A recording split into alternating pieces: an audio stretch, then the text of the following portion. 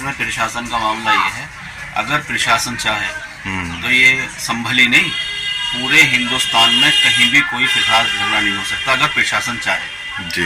क्योंकि प्रशासन ने पूरी सतर्कता के साथ काम नहीं करा। अगर प्रशासन चाहता ना वहाँ पब्लिक इकट्ठी होती, ना वहाँ नारे लगते, और जिस तरीके से 5 जाने गई हैं ना ही वो जाने जाती, लेकिन प्रशासन ने चाहा ही नहीं ऐसा। और विष्णु जैन जो वकील हैं उनके पास तो कोई काम ही नहीं है, क्योंकि जिसके पास कोई काम नहीं होता उसके पास फिर एक ही काम होता है कि मस्जिद के नीचे मंदिर और मंदिर के नीचे मस्जिद, उसको ढूंढने में लग जाता, पब्लिक को लड़वाना और पैसे बटोरने दोनों साइड से। वो वकील तो हैं विष्णु जैन जो है, और उनको अगर दूसरी कम्युनिटी का आदमी किसी हिंदू के किसी मुसलमान के साथ लगेगा तो उसको ज़्यादा लोग देखते हैं कि भाई ये जैन है और ये हमारे साथ लग रहा है, तो ज़्यादा फॉलो करेंगे और ज़्यादा उसकी बात मानने होगी।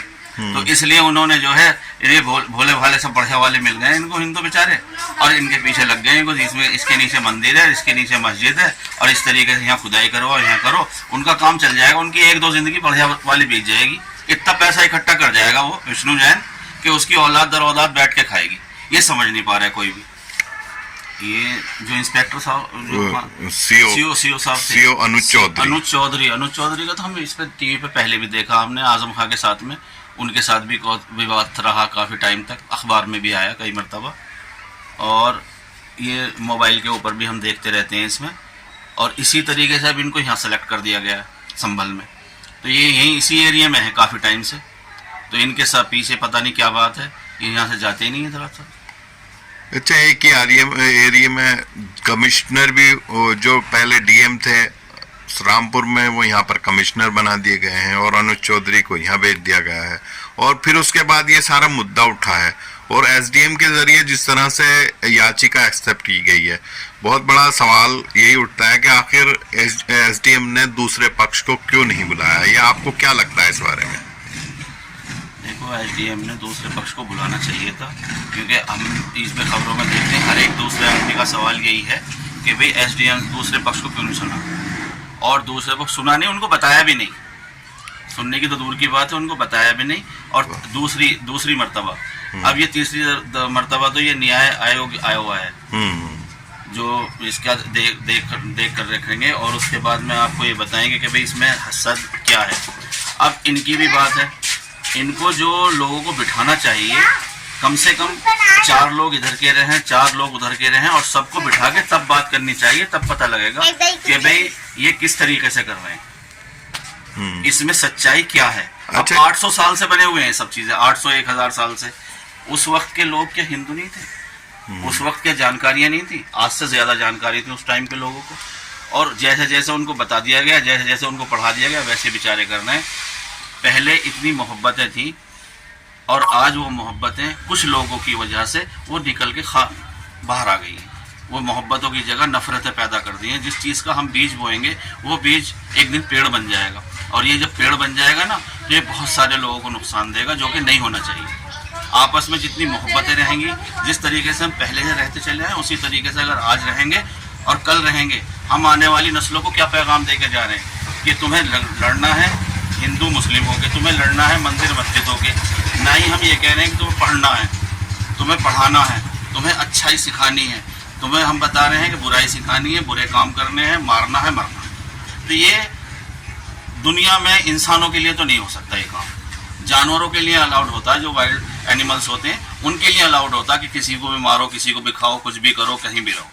ये इंसानों के लिए तो कम से कम नहीं होता जैसा आज चल रहा है। अच्छा, जिस तरह से एएसआई की जांच आई थी दूसरी बार, और उसमें जय श्री राम के नारे लोग लगाते हुए आ रहे थे, तो प्रशासन चाहता अगर उन्हें ही रोक लिया जाता तो मुझे लगता है कि इतनी सारी भीड़ मस्जिद के पास नहीं इकट्ठा होती। आप क्या कहेंगे इस बारे में? हमें तो ऐसा लगता है प्रशासन के अधीन होना चाहिए लोगों को, लेकिन हमें लगा कि लोगों के अधीन प्रशासन चल रहा है। जैसा लोग चाह रहे हैं वैसा वो कर रहे हैं। उन्होंने नारे लगाए, हाँ भी लगाओ, उन्होंने और कुछ कहना चाहा, हाँ भी कहो। अब दूसरी जो है उन लोगों को बुरा लगा और उन्होंने इसका विरोध किया, और विरोध के बाद जो झगड़ा हुआ, पथराव हुआ, जो भी कुछ हुआ सबके सामने होगा। जिस तरह से पथराव हुआ, उसके बाद गोली चली, पुलिस की गोली चलते हुए वीडियो सामने आ रही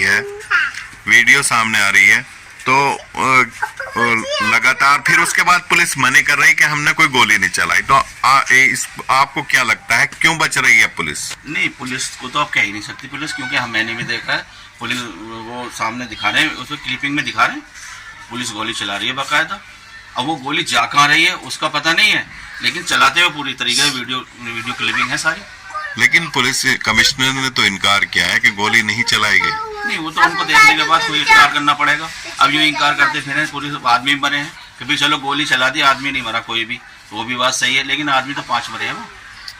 तो गोली तो जो है बरामद ही नहीं की गई उसमें। पोस्टमार्टम डॉक्टर होते हैं वो तो ये तक बता देते हैं किस गोली से मरा, कैसे, जैसे हम फिल्मों में भी देखते हैं वैसे भी देखते हैं, तो वो तो पता लग जाता है। तो इस मामले में ये हुआ है कि जो 5 लाशें हैं उनमें ये दिखा दिया गया कि गोली पार निकल गई।